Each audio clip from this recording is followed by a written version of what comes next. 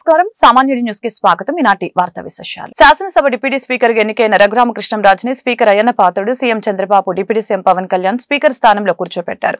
దీంతో ఆయన deputy speaker గా బాధ్యతలు చేపట్టారు. ఈ సందర్భంగా రఘురామను చంద్రబాబు, పవన్ కళ్యాణ్, అయ్యన్న పాత్రుడు అభినందించారు. అనంతరం టీడీపీ, జనసేన, బీజేపీ ఎమ్మెల్యేలు స్పీకర్ స్థానం వద్దకు వెళ్లి ఆయనకు అభినందనలు తెలిపారు.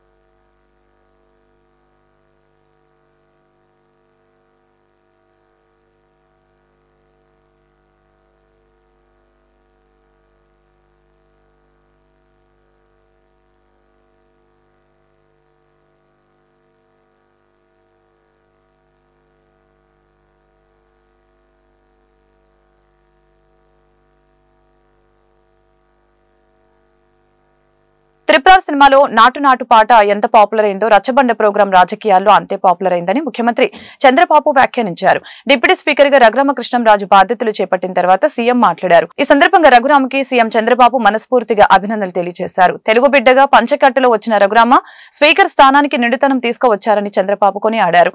కొత్త బాధ్యతలో రఘురామని చూస్తుంటే సంతోషం కలుగుతుందని ఈ సందర్భంగా తెలిపారు. ఒకే రోజులో ఫిర్యాదు, ఎఫ్ఐఆర్, అరెస్టు 3 జరిగాయని తెలిపారు. శుక్రవారం అరెస్టు చేస్తే కోర్టు ఉండదు కాబట్టి జైల్లో పెట్టొచ్చని కుట్ర చేశారు. పోలీస్ కస్టడీలో ఉన్న రఘురామపై దాడి చేయడం దారుణం. లాఠీలు, రబ్బర్ బెల్టులతో అరికాళ్లపై కొట్టారు. కొట్టినట్లు కోర్టులో చెబితే కస్టడీకి వచ్చినప్పుడు చంపేస్తామని బెదిరించారు. ప్రభుత్వ, ప్రైవేట్ ఆసుపత్రులకి పంపి వైద్య పరీక్షలు చేయాలని కోర్టు చెప్పింది. ప్రైవేట్ ఆసుపత్రికి తీసుకువెళ్లకుండా నివేదికను తారుమారు చేసేందుకు ప్రయత్నించారు. రఘురామను తీసుకుని రావాలని కోర్టు చెబితే తీసుకువెళ్లకుండా మొరాయించారు. చివరికి హైదరాబాద్ మిలిటరీ ఆసుపత్రిలో వైద్య పరీక్షలు చేశారు. ఆనాటి సీఎం రఘురామకృష్ణంరాజుని పోలీసులతో కొట్టించి ఆ దృశ్యాలను సెల్ ఫోన్ లో చూసి పైశాచిక ఆనందం పొందారు. రఘురామ ఎంపీగా పనిచేసిన 5 ఏళ్లలో నియోజకవర్గానికి రానియకపోతే రచ్చబండ కార్యక్రమం ద్వారా ప్రజలకి దగ్గరయ్యారు. పోరాట యోధునిగా గెలిచిన రఘురాముని అభినందిస్తున్నా. ఆనాడు మిమ్మల్ని రాష్ట్రానికి రానియని వాళ్ళు నేడు మీ ముందు సభలోకి రాలేని, కూర్చోలేని పరిస్థితి వచ్చింది. ఇది దేవుడు రాసిన స్క్రిప్ట్ అని చంద్రబాబు తెలిపారు.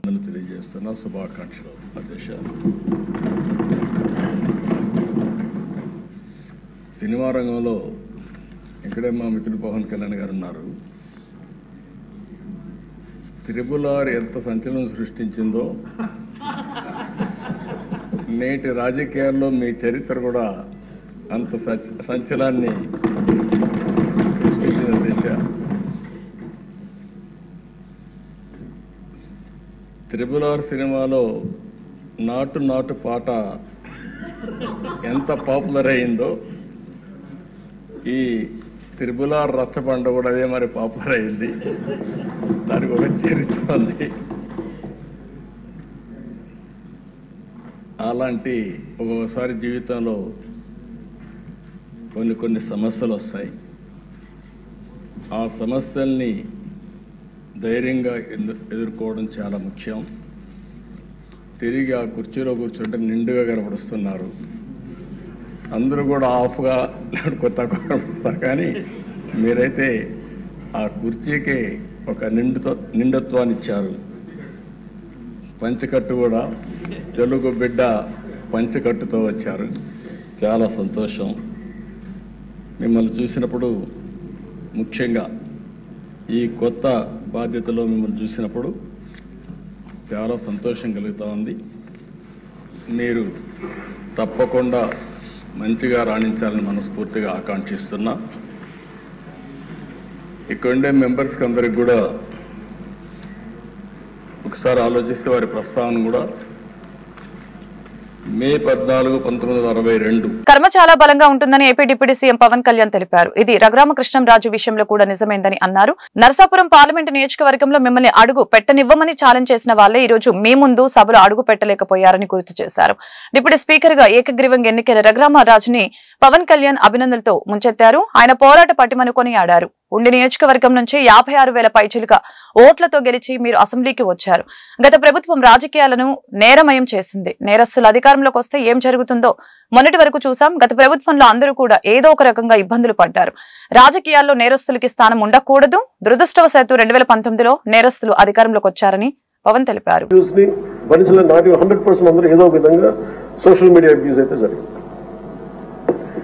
ఇలాంటి పరిస్థితుల్లో మనందరం కలిసికట్టుగా ఉండి ప్రజాస్వామ్యాన్ని కాపాడినందుకు మనస్ఫూర్తిగా ఈ సభకు నేను మనస్ఫూర్తి ధన్యవాదాలు చెప్పుకోండి మీతో.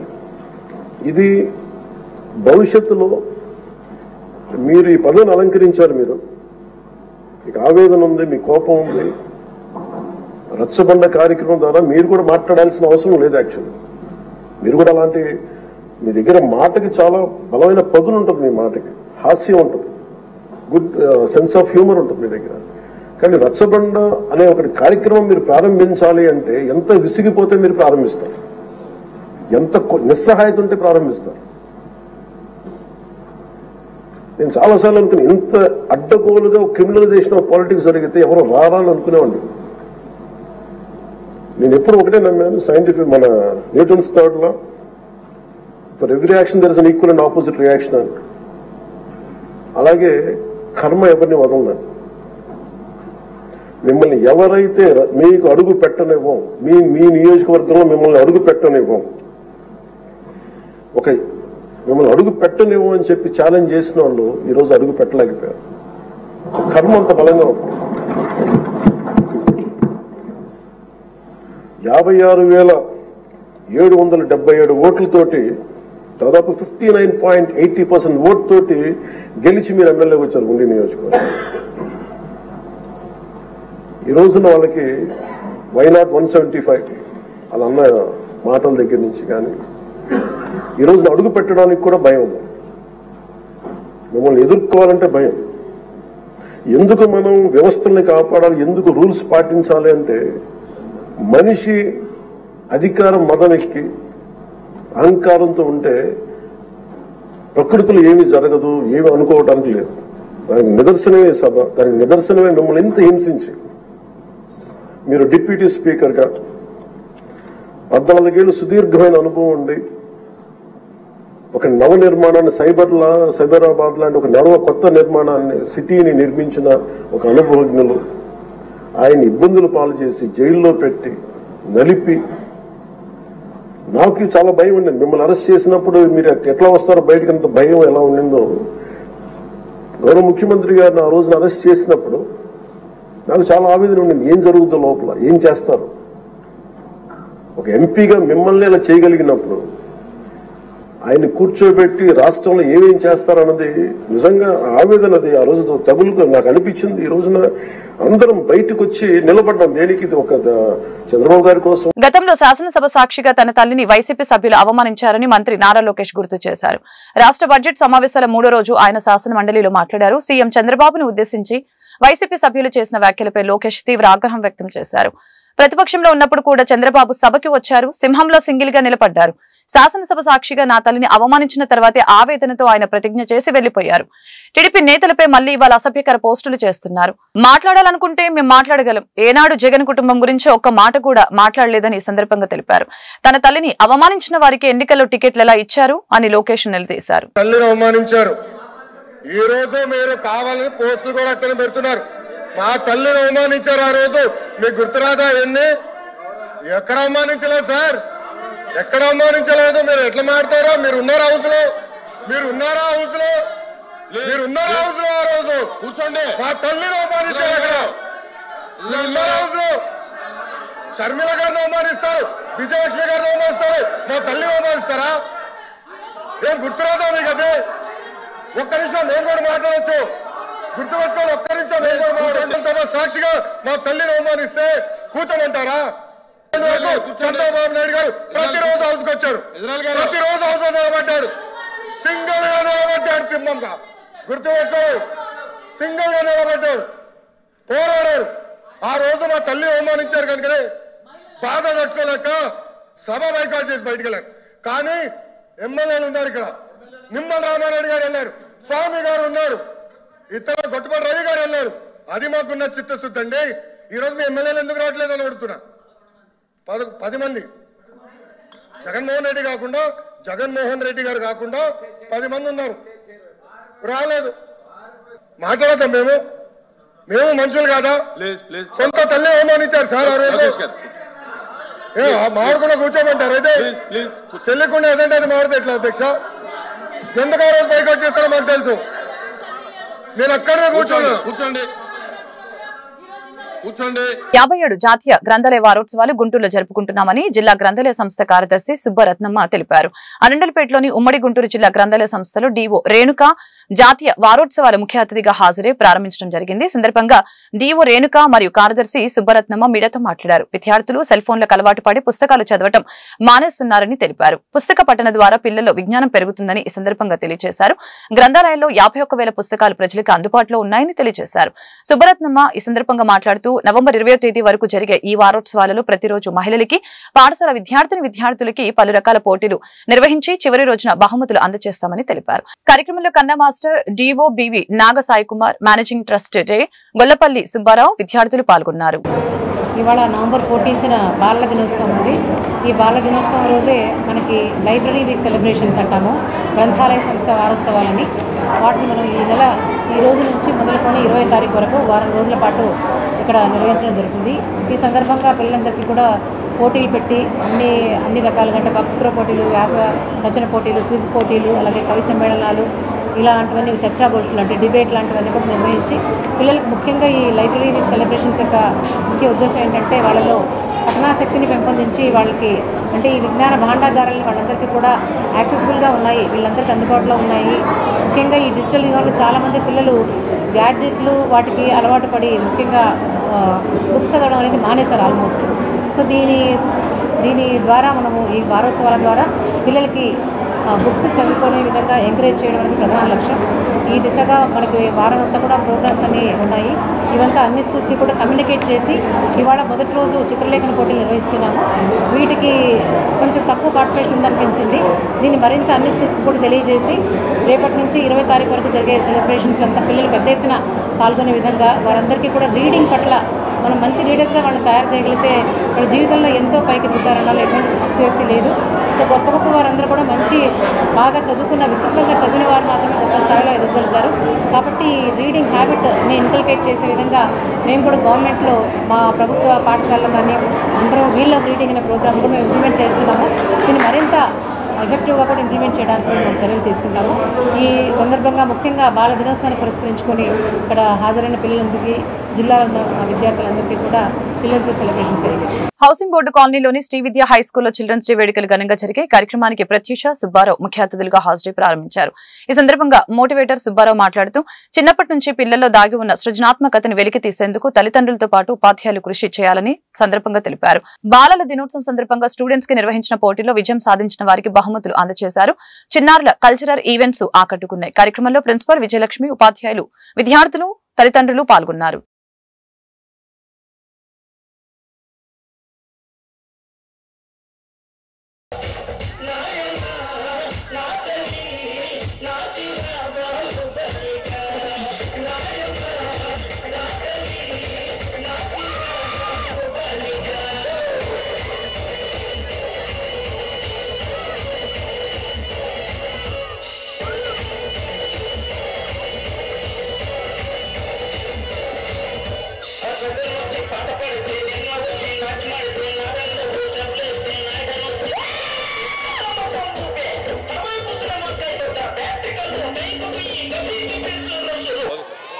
ఈరోజు బాలల దినోత్సవం జవహర్లాల్ నెహ్రూ పుట్టినరోజు సందర్భంగా దేశవ్యాపితంగా ప్రతి గ్రామం నుంచి ఢిల్లీ దాకా జరుగుతున్నటువంటి కార్యక్రమం.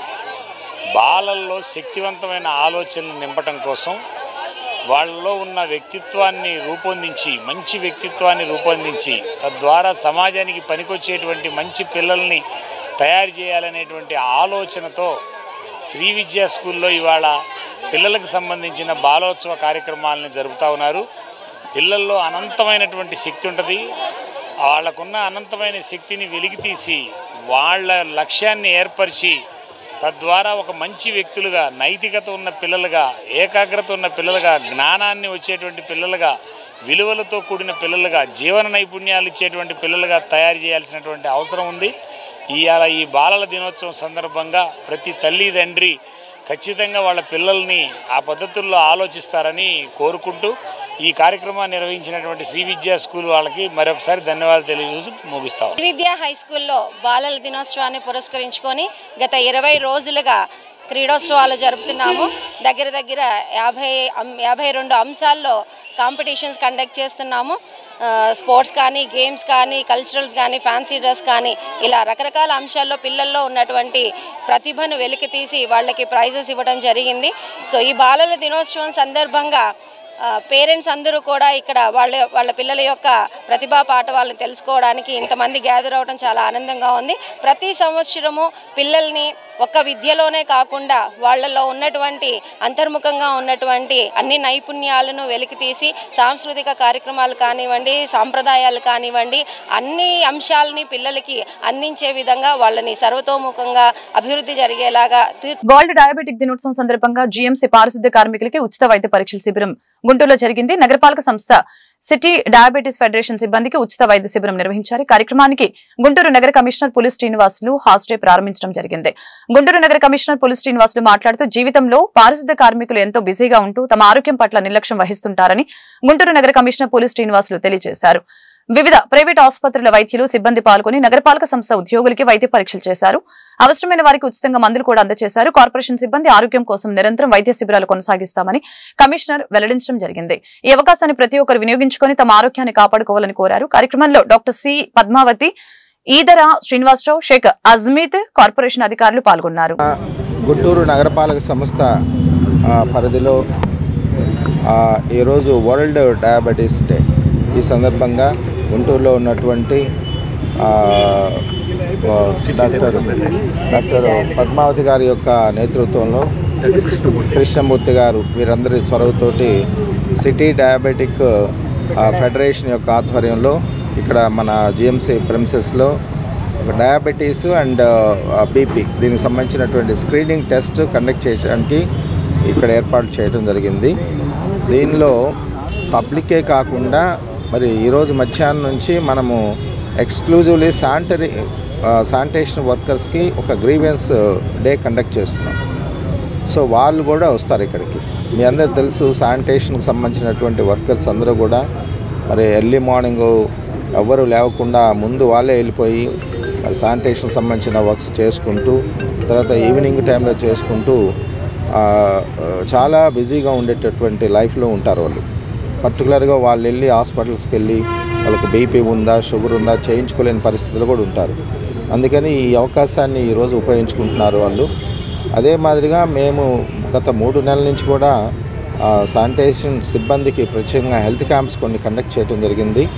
తర్వాత రాబోయే రోజుల్లో కూడా మనకి యూపీహెచ్ఎస్ 27 యూపీహెచ్ఎస్ ఉన్నాయి, వాళ్ళ ఆధ్వర్యంలో కూడా every month health camps sanitation వర్కర్స్కి టేకప్ చేస్తాం. కాబట్టి ఇక్కడ ఉన్నటువంటి ఈ అవకాశాన్ని మన జిఎంసీ స్టాఫ్ ప్లస్ శానిటేషన్ సిబ్బందితో పాటు జనరల్ పబ్లిక్ కూడా ఈరోజు ఈ స్క్రీనింగ్ టెస్ట్కి అవకాశం ఇచ్చారు కాబట్టి దాన్ని ఉపయోగించుకోవాల్సిందిగా కోరుతూ, ఏమైనా 5 లక్షల కోట్ల పెట్టుబడులు లక్ష్యంగా పెట్టుకున్నామని పరిశ్రమల శాఖ మంత్రి టీజీ భరత్ తెలిపారు. ఏపీ పారిశ్రామిక వృద్ధి పాలసీ 4.0ని టీజీ భరత్ శాసనసభలో ప్రవేశపెట్టారు. ఈ సందర్భంగా ఆయన మాట్లాడారు. అధికారంలోకి వస్తూనే పీపీఏలను రద్దు చేయడం వలన ఏపీకి వచ్చిన అపప్రద ఇదని అన్నారు. ఇటీవల దుబాయ్లో జరిగిన పారిశ్రామికవేత్త సదస్సులో ఏపీ సానుకూలతల గురించి వివరించామని చెప్పారు. ఇప్పుడు ఈజ్ ఆఫ్ డూయింగ్ బిజినెస్ కాకుండా స్పీడ్ ఆఫ్ డూయింగ్ బిజినెస్ విధానంగా మార్చుకుంటున్నాం. ఎంఎస్ఎంఈలను బలోపేతం చేయడం కూడా ఈ పాలసీ లక్ష్యమని చెప్పారు. 4 కేటగిరీలుగా పరిశ్రమల్ని వర్గీకరించి ప్రోత్సాహకాలు అందించాలని నిర్ణయించినట్లు తెలిపారు. Last couple of months 5 months నుంచి నాకు వేరియస్ పీపుల్ కలిచారు సార్. అంటే ఇండస్ట్రీస్లో అందరూ చాలా మంది కలిచారు, చాలా ఎగ్జాంపుల్స్ ఇచ్చారు సార్. ముఖ్యంగా ఫార్ ఈస్ట్ నుంచి వచ్చినప్పుడు ఇండస్ట్రీస్లో వచ్చి మాకు ఇండియాలో ఆంధ్రప్రదేశ్ అనేది వాళ్ళు ఎట్లా ట్రీట్ చేశారంటే సార్, ఇది నా వర్షన్ కాదు సార్. అక్కడి నుంచి వచ్చినప్పుడు వాళ్ళు చెప్పిండేది ఆంధ్రప్రదేశ్ ఒక నార్త్ కొరియా లెక్క ట్రీట్ చేశారంట సార్. ఎందుకు అంటున్నానంటే రావడంతో పీపీఏ క్యాన్సిల్ చేయడం జరిగింది. అసలు పీపీఏని క్యాన్సిల్ చేయడం అనేది ఎక్కడ ఇనలేదు, ఎప్పుడు చూసిండం కూడా సార్. రావడంతో అక్కడ జరిగిన తర్వాత ఆ నమ్మకం అనేది వెళ్ళిపోయింది. సో ఇండస్ట్రీస్లో అక్కడ ఫార్ ఈస్ట్లో ప్రతి ఒక్కరు చెప్పేది ఎక్కడైనా పెట్టుబడులు పెట్టండి, ఆంధ్రప్రదేశ్లో తప్ప ఎక్కడైనా పెట్టండి అని చెప్పేవాళ్ళు. ఆడ ఇండస్ట్రీస్లో అంతా నాకు వచ్చి చెప్పేవాళ్ళు సార్. తర్వాత ఫార్చునేట్ సార్, ఈ మధ్య నేను దుబాయ్కి పోయినప్పుడు గ్లోబల్ బిజినెస్ సమ్మిట్ అని చెప్పి ఒక సమ్మిట్లో పాల్గొనింది సార్. అక్కడ నేను ప్రమోట్ చేసిండేది ఆంధ్రప్రదేశ్. యాక్చువల్గా అక్కడ ఎలిజిబిలిటీ వచ్చి మెంబర్స్కి ఒకటే eligible sir. Fortunately I was member for that. లేదంటే చాలా కోట్లు ఇచ్చి స్పాన్సర్స్ కోట్లలో ఇచ్చిన తర్వాతనే you will become eligible sir. దాంట్లో పోయి మనం ప్రమోట్ చేయాలన్న ఆంధ్రప్రదేశ్ అట్లాంటిది. Because I was a member, నాకు ఆ ఫ్రీడమ్ ఉండింది కాబట్టి పోగలిగినాను. అక్కడ ఎక్కువ శాతం నేను ఆంధ్రప్రదేశ్ని ప్రమోట్ చేశాను సార్. అక్కడ వాళ్ళు దుబాయ్ సరే ఆంధ్రప్రదేశ్లో ఎందుకు పెట్టుబడాలా, మీ యూఎస్పీ ఏమి అని చెప్పి అడిగారు సార్. నేను ఒకటే చెప్పా, ఈరోజు హైదరాబాద్ మీరు చూసే హైదరాబాద్ మీరు విన్నారా అని అడిగారు సార్. నేను విన్నాము, చాలా బాగుంది, చాలా గ్రోత్ ఇచ్చింది. నేను అప్పుడుండే చంద్రబాబు గారు he has done that great thing అని చెప్పి వాళ్ళకి చెప్పడం జరిగింది సార్. సో ఈరోజు అట్లాంటి చీఫ్ మినిస్టర్ మాతో ఉన్నారు అని చెప్పి వాళ్ళకి ఎక్స్ప్లెయిన్ చేయడంతో ఒక కాన్ఫిడెన్స్ అనేది బిల్డప్ చేస్తున్నాం సార్. ఇప్పుడు అంతా కలుస్తున్నాం, మాట్లాడుతున్నాం, ఇవన్నీ గ్రౌండ్ కావాలంటే కాన్ఫిడెన్స్ అనేది లేదు సార్. ఇండస్ట్రీస్లో ఎవరైనా పెట్టుబడి పెట్టాలంటే వాళ్ళకి ఆ కాన్ఫిడెన్స్ లేదు. సో కాన్ఫిడెన్స్ బిల్డ్ చేస్తున్నాం సార్. లాస్ట్ 5 months నుంచి మేము కానీ మంత్రులు కానీ అందరూ కూడా we're building that confidence sir.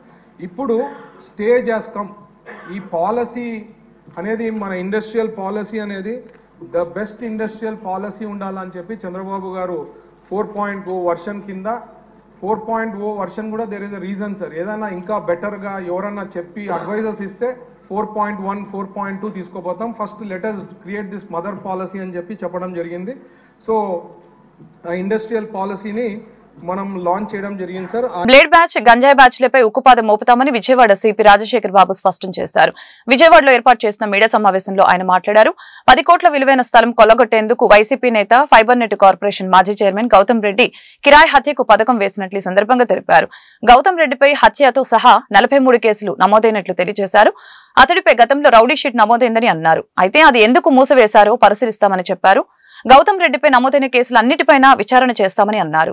Police station పరిధిలో ఒక అతను వచ్చి ఒక కంప్లైంట్ ఇవ్వడం జరిగింది. 100 వ్యక్తులు తన ఇంట్లో ప్రవేశించి చంపడానికి ప్రయత్నించారని ఫిర్యాదు ఇచ్చిన మేరకి ఒక కేసు రిజిస్టర్ చేయడం జరిగింది. సో 4 వ్యక్తుల్ని రిమాండ్ చేయడం జరిగింది. ఒకరు చిల్లకల్లుకు చెందిన గడ్డం వినోద్ అలియాస్ చిన్ని, అదేవిధంగా జగ్గయ్యపేట మండలం కాకానగరానికి చెందిన తాళ్లూరి గణేష్, చాకలి బజార్ చెందిన దేవళ్ల వంశీ, కాగితాల బజార్ చెందిన ఉప్పర్తోళ్ల అశోక్ కుమార్, ఈ 4 కూడా అరెస్ట్ చేయడం జరిగింది. పూనూరు గౌతమ్ రెడ్డి అని ఏపీఎస్ఎఫ్ఎల్ చైర్మన్ గా కూడా పనిచేశారు. ఈయనకు అదేవిధంగా ఈ గండూరు ఉమామేశ్వర శాస్త్రికి స్థలం గురించి గొడవలు ఉన్నాయి. దీని మీద చాలా రోజులుగా క్రిమినల్ కేసులు నడుస్తున్నాయి. అదేవిధంగా కొన్ని కోర్టులో కూడా వ్యాజ్యాలు నడుస్తున్నాయి. గండూరు ఉమామేశ్వర శాస్త్రి వివరిస్తూ గౌతమ్ రెడ్డిని దానికి బాధ్యుని చేస్తూ కొన్ని వీడియోస్ వదిలారు. ఆయన తన భూమిని కబ్జా చేశారని గౌతమ్ రెడ్డి గారిని A1 గా మనం పెట్టి ఒక కేసు నమోదు చేయడం జరిగింది. ఈ సీసీ ఫుటేజ్ తెప్పించిన తర్వాత చూస్తే 2 సార్లు ఫిర్యాదు ఇంటి ముందు అటు ఇటు తిరిగారు. ఫిర్యాదు ఇంట్లోకి వాళ్ళు ప్రవేశించడం జరిగింది. అది నీట్ గా కెమెరాస్ లో కనిపిస్తా ఉంది. ఈ గండూరు ఉమామేశ్వర శాస్త్రి దగ్గర నుంచి ఒక సెల్ ఫోన్ ని వాళ్ళు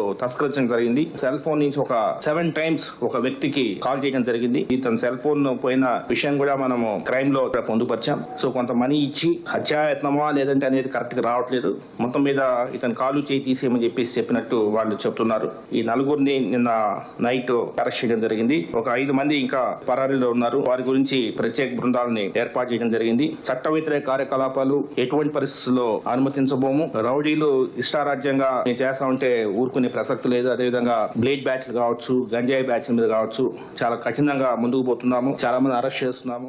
రిషికొండ ప్యాలెస్ లో విలాస వస్తువులు చూస్తే ఎవరైనా ఆశ్చర్యపోవాల్సిందేనని బీజేపీ శాసనసభ పక్ష నేత విష్ణుకుమార్ రాజు తెలిపారు. ప్రజాధనం దుర్వినియోగం తీరు చూస్తే ఏమనాలో అర్థం కావటం లేదని చెప్పారు. గురువారం అసెంబ్లీలో రిషికొండ ప్యాలెస్ పై స్వల్పకాలిక చర్చ జరిగింది. ఈ సందర్భంగా ఆయన మాట్లాడారు. తలుపుల కోసం 31 లక్షలు, బాత్రూమ్ లో కమోడ్ కోసం 11 లక్షలు వినియోగించారని అన్నారు. రిషికొండ ప్యాలెస్ లో వాడనంత ఖరీదైన ఫర్నిచర్ నేను ఎక్కడ చూడలేదని విష్ణుకుమార్ రాజు ఆవేదన వ్యక్తం చేశారు. రిషికొండపై చేసిన అధికార దుర్వినియోగానికి జగన్ ను జీవితాంతం జైల్లో ఉంచినా తప్పులేదని వ్యాఖ్యానించారు. పర్యాటక భవనాల ముసుగులో నిర్మాణాలు అతిపెద్ద ఆర్థిక కుంభకోణమని చెప్పారు. కూర్చుంటే చాలా అధ్యక్ష, ఆటో వాషింగ్ మరి